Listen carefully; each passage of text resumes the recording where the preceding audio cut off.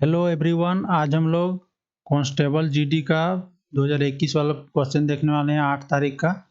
और वो भी जीके जीएस का आज देखने वाले हैं। रीजनिंग और मैथ का बना चुके हैं, तो नहीं देखे होंगे तो देख लीजिएगा। तो चलिए हम लोग रीजनिंग जीके जीएस का पोर्शन में चलते हैं। देख लीजिए 100% रियल क्वेश्चन है, एकदम सेम टू सेम आंसर की एकदम वही वाला है जिसका एग्जाम हुआ है।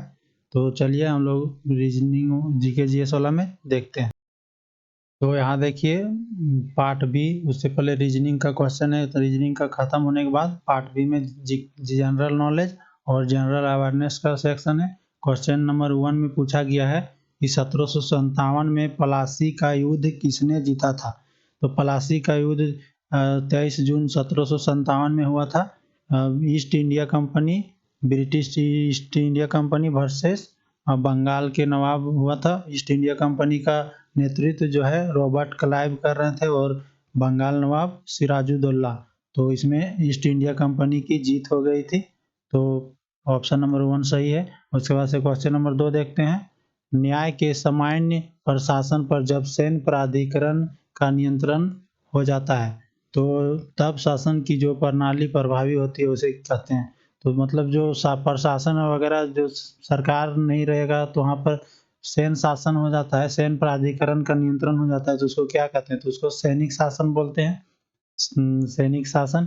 और तख्ता पलट एक अलग चीज है। तख्ता पलट में कोई भी सरकार को हटा के और फिर कर देता है, तो ऐसे होता है। तो यहाँ पर सैनिक शासन जो लागू हो जाता है सैनिक शासन होता है। क्वेश्चन नंबर 3 देखते हैं। अगस्त 2021 में ग्रीष्मकालीन ओलंपिक खेल 2020 कहाँ आयोजित किए गए थे? तो अगस्त 2021 में हुआ था, लेकिन ये 2020 में होना था, कोरोना के कारण नहीं हुआ, तो 2021 में हुआ। वो भी टोक्यो में हुआ। और ये 32वें नंबर का ओलंपिक खेल था। और अगला अगर पूछ सकता है कि 2024 वाला कहाँ होगा, तो 2024 वाला पेरिस में होगा। यहाँ पर 2024 में होगा, 2024 में हो जाएगा पेरिस। और उससे पहले अगर पूछेगा, प्रत्येक साल 4 साल में होता है ग्रीष्मकालीन ओलंपिक, ये भी याद रखना है। 2016 में हुआ था, रियो ब्राजील में हुआ था। रियो ब्राजील के शहर है। उसके बाद से नेक्स्ट को इसमें हम लोग देख लेते हैं। इंडिया की पदक 7 पदक जीते थे। वो 1 गोल्ड 2 सिल्वर 4 ब्रॉन्ज। 1 गोल्ड जो था नीरज चोपड़ा भाला फेंक बहुत फेमस हुए थे। और हम लोग गोल्ड मतलब मेडल के मामले में 48वें नंबर पे थे, 7 गोल्ड 7 मेडल में। तो उसके बाद क्वेश्चन नंबर 4 देखते हैं। क्वेश्चन नंबर 4 में दिया गया स्थापित कला की एक शैली है जिसे नागर और द्रविड़ शैली के तत्वों का समावेशन है। मतलब कि नागर शैली और द्रविड़ शैली के मिला के कौन सा शैली बनता है? तो नागर और द्रविड़ ये सब शैली जो है मंदिर निर्माण का एक शैली है। तो नागर शैली नॉर्थ इंडिया में बनता है, द्रविड़ शैली साउथ इंडिया में। और वेसर शैली जो है इसका दोनों का मिक्सर जैसा बनता है। साउथ का मंदिर देखिएगा तो अलग जैसा दिखेगा, नॉर्थ का अलग जैसा, और बीच वाला दोनों का मिक्सिंग बनता है, उसको वेसर शैली कहते हैं। तो उसके बाद क्वेश्चन नंबर 5 देखते हैं। दिल्ली में लाल किले का निर्माण निम्नलिखित में से किसने कराया था? तो दिल्ली का शाहजहां ने कराया था लाल किले का निर्माण, और 1638 ईस्वी में कराया था। उसके बाद से क्वेश्चन नंबर 6, निम्नलिखित में से कौन सा पशु जुगाली नहीं करता है? तो गाय करता है, हिरण करता है, भैंस भी करता है, सुअर नहीं करता। उसके बाद से मिट्टी की नमी को बनाए रखने के लिए पौधों की बीच की खाली जमीन को कार्बनिक पदार्थों की परत से ढकने की प्रक्रिया को मल्चिंग मल्चिंग के नाम से जाना जाता है। उसके बाद क्वेश्चन नंबर 8, हॉपमैन विश्व कप 2019 निम्नलिखित में से किस देश ने जीता था? तो स्विट्जरलैंड ने जीता था। उसके बाद से क्वेश्चन नंबर 9, तेय्यम एक प्रसिद्ध अनुष्ठानिक कला रूप है जिसका उद्भव कहाँ हुआ था, किस स्टेट में हुआ था? केरल में। और यहाँ पर झारखंड में सरुल फेमस है। और उत्तराखंड में फूलों की घाटी, शांत घाटी, सब शांत घाटी केरल में है, फूलों की घाटी उत्तराखंड में। क्वेश्चन नंबर 10 में बोल रहा है संयुक्त राष्ट्र ने वार्षिक विश्व शौचालय दिवस के रूप में कब किस डेट को चिन्हित किया गया था? तो 19 नवंबर को विश्व शौचालय दिवस मनाया जाता है और 19 नवंबर को ही अंतर्राष्ट्रीय पुरुष दिवस मनाया जाता है। आप लोग देख सकते हैं पुरुष के साथ कितना अन्याय है, विश्व शौचालय और पुरुष को एक दिन रख दिया है। उसके बाद से क्वेश्चन नंबर 11, बौद्ध त्योहार संकरण निम्न में से किस भारतीय राज्य में प्रमुखता से मनाया जाता है? तो संकरण है, ये अरुणाचल प्रदेश का है, झारखंड में सरहुल मनाया जाता है और हिमाचल प्रदेश का कुल्लू दशहरा फेमस है, तमिलनाडु का पोंगल फेमस है जो जनवरी में मनाया जाता है। हम लोग नॉर्थ इंडिया में बोलते हैं उसको खिचड़ी वगैरह और मकर संक्रांति। और फिर तमिलनाडु का भारतनाट्यम है, संगीत लोक नृत्य है, थाईपुसम है, ये सब पूछा जाता है। क्वेश्चन नंबर 12 में देखिए 1982 में दिल्ली में आयोजित हुए एशियाई खेलों में शुभंकर के रूप में निम्न में से किसका उपयोग किया गया था? शुभंकर एक मस्कट एक होता है कोई भी खेल का, तो आपको जो हाथी का बच्चा है दिल्ली में 1982 में आयोजित हुआ था उसमें था। और ये भिन भिन यतुंग काका जो है ये इंडोनेशिया की राजधानी जकार्ता में 2018 जो एशियाई खेल हुआ था उसका शुभंकर है। तीनों शुभंकर है इंडोनेशिया का, 3 ठो शुभंकर था इसमें। भिन भिन अतुंग काका, इसमें स्वर्ण का रंगीन पक्षी है भिन भिन, बावन हिरन अतुंग बोलते हैं उसको, काका एक सिंग वाला जवान राइनो। उसके बाद से क्वेश्चन नंबर 13, 12वें ब्रिक्स शिखर सम्मेलन का आभासी आयोजन की अध्यक्षता में किया गया था? किसके अध्यक्षता में किया गया था? तो 12वां ब्रिक्स सम्मेलन रूसी राष्ट्रपति व्लादिमीर पुतिन ने किया था।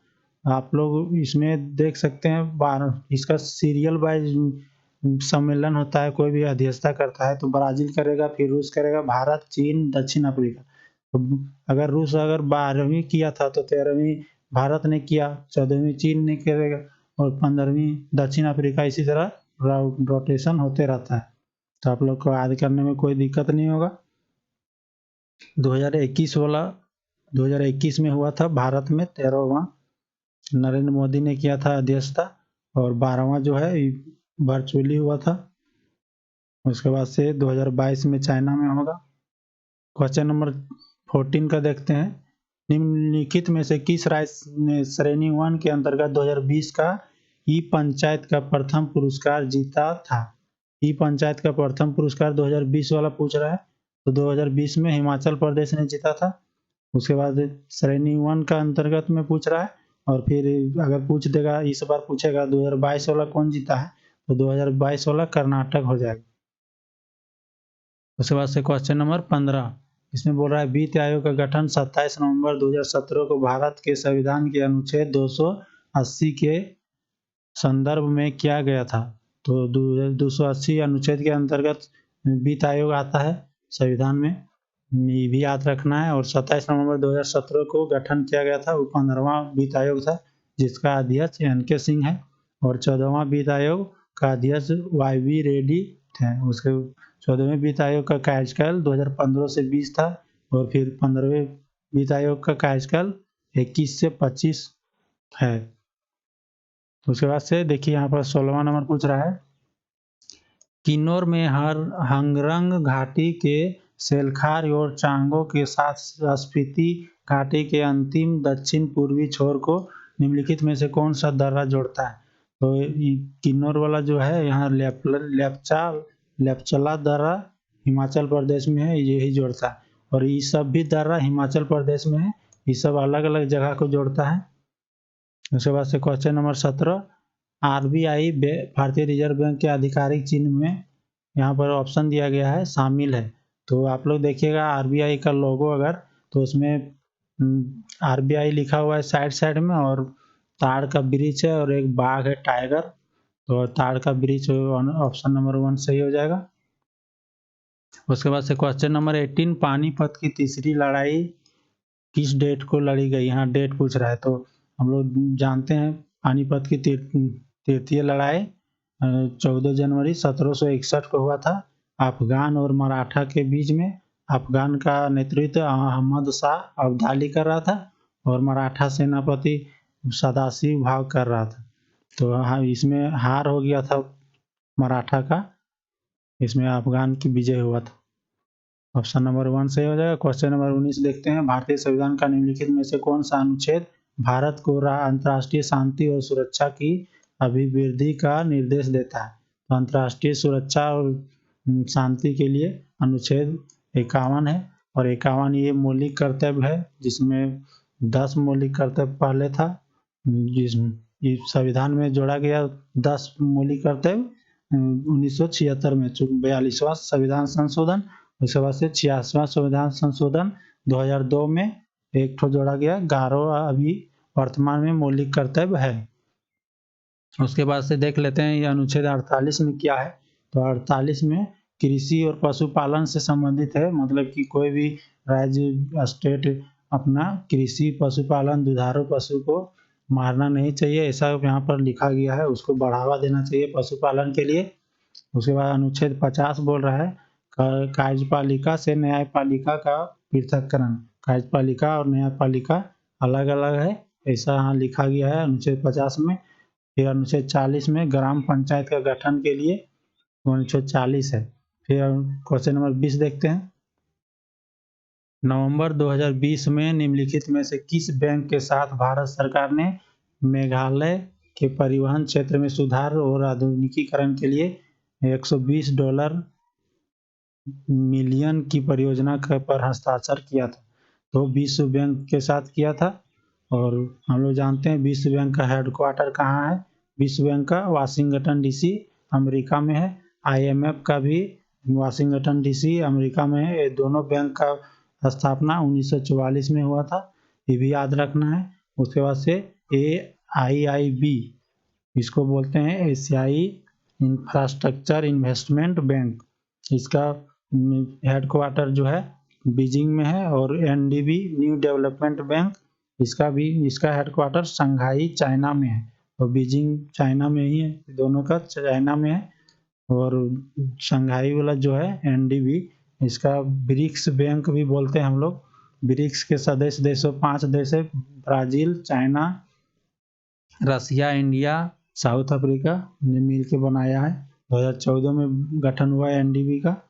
तो फिर नेक्स्ट देखते हैं हम लोग आगे क्वेश्चन, लाइफ मंत्रा द्वारा लिखित एक पुस्तक है। लाइफ मंत्रा एक पुस्तक है, किसके द्वारा लिखा गया? तो सुब्रतो राय सहारा का जो मालिक था सुब्रतो राय, उस समय अभी भी फेमस है सहारा के कारण, तो इसीलिए लाइफ मंत्रा बुक लिखा गया है, पूछा गया है। तो बुक भी आप लोग देख लीजिएगा। क्वेश्चन नंबर 22 में यहाँ बोल रहा है किसका वंश का नाम कुकुरबिता है? तो कुकुरबिता कद्दू का जो है वंश का नाम बोलते हैं कुकुरबिता। उसी तरह आलू का, बैगन का, टमाटर का आप लोग देख लीजिएगा। इस क्वेश्चन का लेवल आप लोग देखिए और क्वेश्चन किस तरह पूछा जाता है। और चैनल को सब्सक्राइब भी कीजिए, शेयर कीजिए। क्वेश्चन नंबर 23 में देखिए यहाँ पर बोल रहा है स्थित विश्व शांति स्तूप 50वीं वर्षगांठ 2019 मनाई गई। तो राजगीर में स्थित विश्व शांति स्तूप है, 50वीं वर्षगांठ 2019 में मनाई गई। उसके बाद से निम्नलिखित में से किस फसल के उत्पादन के लिए प्रति हेक्टेयर अधिकतम पानी की आवश्यकता होती है? तो किसमें ज़्यादा पानी लगता है? तो गन्ना में पानी ज़्यादा लगता है, और ये सब सूरजमुखी, आलू, ये सब कम पानी में उपजाऊ हो जाता है। क्वेश्चन नंबर 25 लास्ट क्वेश्चन देखते हैं, और वीडियो को लाइक कीजिए, सब्सक्राइब कीजिए। क्वेश्चन नंबर 25 में क्या बोल रहा है, निम्नलिखित में से उस बिंदु के रूप में निर्धारित किया गया है जहां संतुलित मूल्य के साथ किसी उत्पादन हेतु आपूर्ति मांग के बराबर है। यहाँ बोल रहा है संतुलित मूल्य, मतलब मूल्य ज़्यादा ना कम, संतुलित मूल्य के साथ उत्पादन हेतु आपूर्ति और मांग बराबर। मांग जितना है उतना आपूर्ति भी है, तो बाजार संतुलन उसको बोलेंगे। उसके बाद से देखिए इधर मैथ का क्वेश्चन है, मैथ का बना चुके हैं। 25 क्वेश्चन समाप्त हुआ। और भी वीडियो देखने के लिए चैनल को सब्सक्राइब करें, लाइक करें, शेयर करें।